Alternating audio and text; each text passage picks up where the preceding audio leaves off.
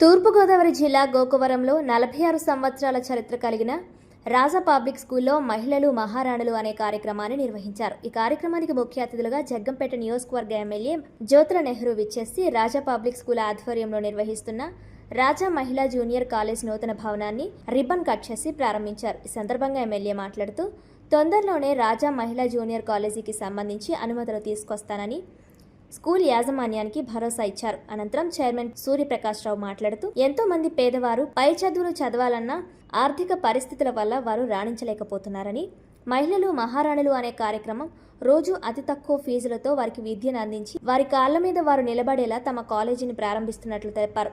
అంతర్జాతీయ మహిళా దినోత్సవం సందర్భంగా పోటీలో గెలుపొందిన మహిళలకు ఎమ్మెల్యే జ్యోతుల నెహ్రూ చేతుల మీదుగా బహుమతులు అందజేయడం జరిగిందన్నారు. మహిళల కోసం రాజా జూనియర్ కాలేజ్ ప్రారంభించడం చాలా ఆనందకరమని ఎమ్మెల్యే చైర్మన్ సూర్యప్రకాష్ రావుని, secretary, correspondent, principal P Rama నాగలక్ష్మిలను అభినందించడం జరిగింది. ఈ కార్యక్రమంలో రాజా పబ్లిక్ స్కూల్ విద్యార్థులు, తల్లిదండ్రులు, గ్రామ ప్రజలు, కూటమి నాయకులు, సిబ్బంది పాల్గొన్నారు.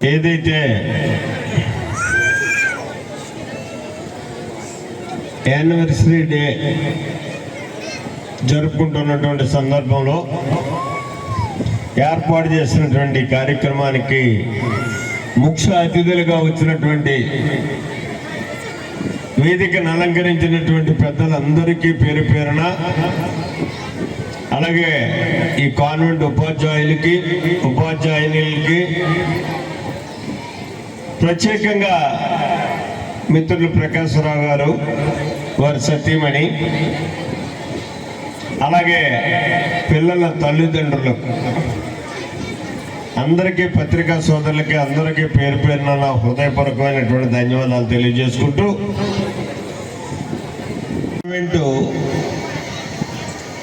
చిన్నగా ప్రారంభించినప్పటికీ అంతెంత ఎంతెంత ఒక వృక్షాలా పెరిగినటువంటి ఈ కాన్వెంట్ ఒక మంచి పేరుతో మండలంలో పిల్లల్ని ఇంచుమించులో చాలా మందిని అడిగితే ఎక్కడ చదువుతున్నా అంటే నేను గోకవరం రాజా కాన్వెంట్ అంటారు. మేము గ్రామాలకు పోయినప్పుడు చూస్తే అంటే కాన్వెంట్ మీద అంత నమ్మకం, ఇందులో చదువుకుంటే ఉన్నతమైనటువంటి భవిష్యత్తు ఉంటుంది, మంచి విద్యను అభ్యసిస్తామనేటటువంటి ఒక నమ్మకం. ఇటీవలే ప్రకాశరావు గారు, మేడం ఇద్దరు కూడా మా డాక్టర్ బోస్ గారిని తీసుకుని నా దగ్గర రావడం జరిగింది. మహిళా కాలేజ్ పెడదాం అనుకుంటున్నానండి, జూనియర్ కాలేజీ, దానికి మీ సహకారం కావాలి. సహకారం ఏంటి? బాధ్యత.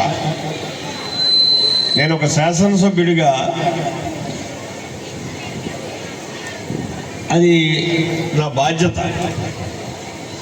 అందులోని ఒక మంచి ఉన్నత విద్యలో ఉన్నత విలువలతోటి 46 సంవత్సరాలుగా ఒక కాన్వెంట్ నిర్వహిస్తున్నటువంటి వ్యవస్థాపకులు మేము వచ్చి మహిళల పిల్లలతోటి జూనియర్ కాలేజ్ పెడతామని చెప్పేస్తానంటే దాన్ని మనస్ఫూర్తిగా నేను ఆశీర్వదించి ఒక లెటర్ కావాలి అంటే లెటర్ ఇచ్చి వారిని ప్రోత్సహించినటువంటి పరిస్థితి. అది ఇక్కడ కాలేజీని అయితే ఖచ్చితంగా తాగలదు, ఎందుకంటే ఈ కాన్వెంట్కి ఉన్నటువంటి చరిత్ర అటువంటిది కాబట్టి దాన్ని పురస్కరించుకొని మనం లోకేష్ బాబుని అప్రోచ్ అయితే ఖచ్చితంగా ఆయన మాత్రం దీనికి పర్మిషన్ ఇచ్చేటటువంటి అవకాశం ఉంటుంది.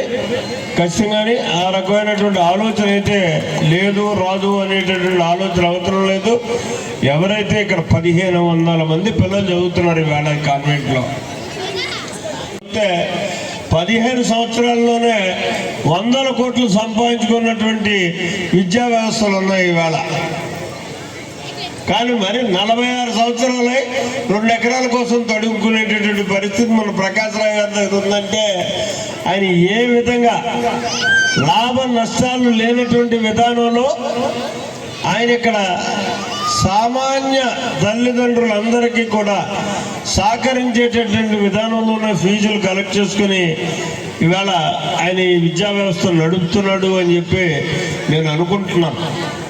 ఎందుకంటే ఈ 46 సంవత్సరాల్లో మీరు ఈ స్కూల్ని నిర్వహించే ఒక ఉన్నత స్థాయిలో నడపగలుగుతున్నారో అదే పరిస్థితుల్లో రేపు పెట్టబోయేటటువంటి మరి మహిళా కళాశాలలో కూడా ఇదే విధానంతో, ఇదే ఆశయాలతోటి ఎందుకంటే అక్కడికి వెళ్తున్న పిల్లలు అవుతారు.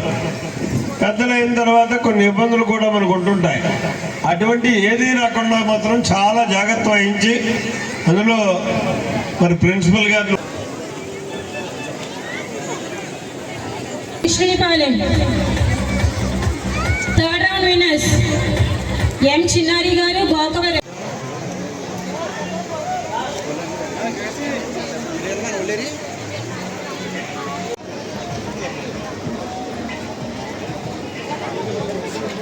శివజోష్ణ గారు గోకవరం, బి రాజేశ్వరి గారు గోకవరం.